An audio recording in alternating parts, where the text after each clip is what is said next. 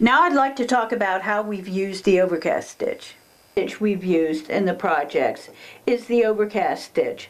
And you can see here in the pincushion, that's the stitch we've used to attach the two pieces of the cuff together, and also the stitch that we've used with beading to put the two pieces of the pincushion together. And here in the heart, we've used the Overcast stitch to attach the two pieces of the heart together.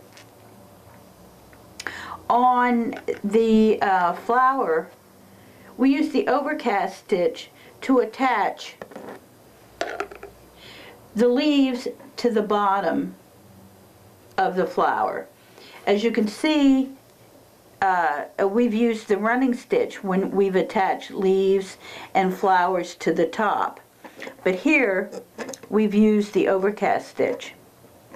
We've decorated these leaves with a running stitch. Here you can see there's beading and stitching down the center of the flower, and this is purely for decorative purposes. Now, when you want to do the Overcast stitch, like I said in the other video,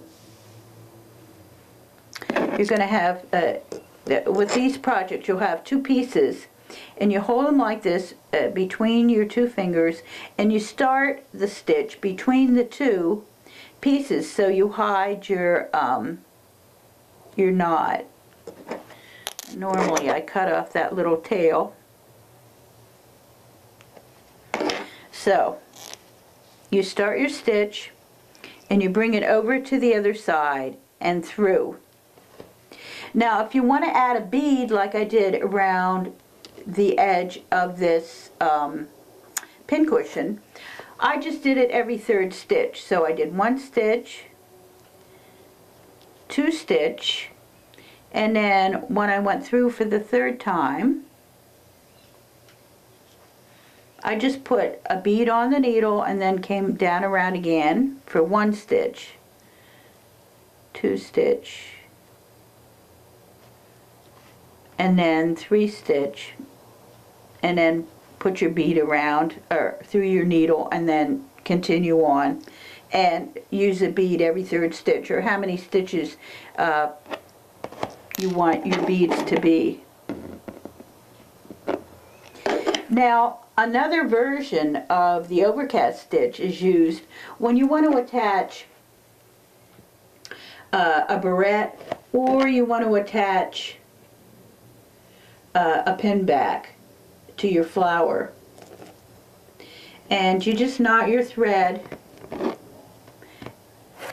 and catch some of the fabric and go through the hole and bring it up, and you'll form a loop, and then you go through again about the same place that you did the first time and pull it tight, pull your loop tight, and do that several times. And the last couple times you do it, you want to bring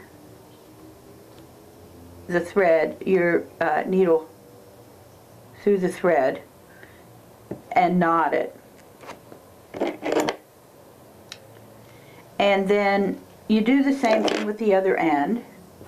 When you want to do it with the pin back, you do the same thing, but you just make a couple stitches and then bring your thread over. You can see here where the thread comes over, make a couple stitches, so on and so forth. When you get over to the other side, you just bring your needle through like that, make your stitches, and then when you get to the last hole, you need to, when you make the loop, bring your needle over through it and knot it a few times to secure the pin back to the back of your flower. There's one other thing I wanted to show you that I forgot about when I was doing the Overcast stitch here, is what to do when you run out of thread and you want to start a new thread. So let's just pretend here that we're continuing on with the Overcast stitch.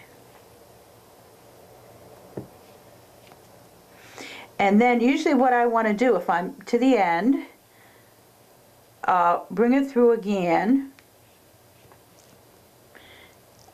and knot it, and do that a few times. And then I'll bring my needle back up through the center and knot it again, and then cut it off.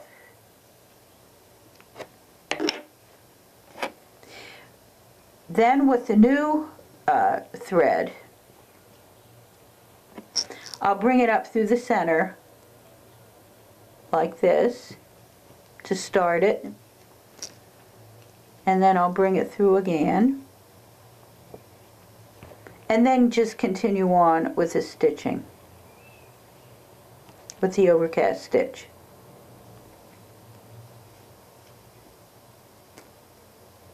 I hope this will give you a better idea of when you will be using the overcast stitch in the projects.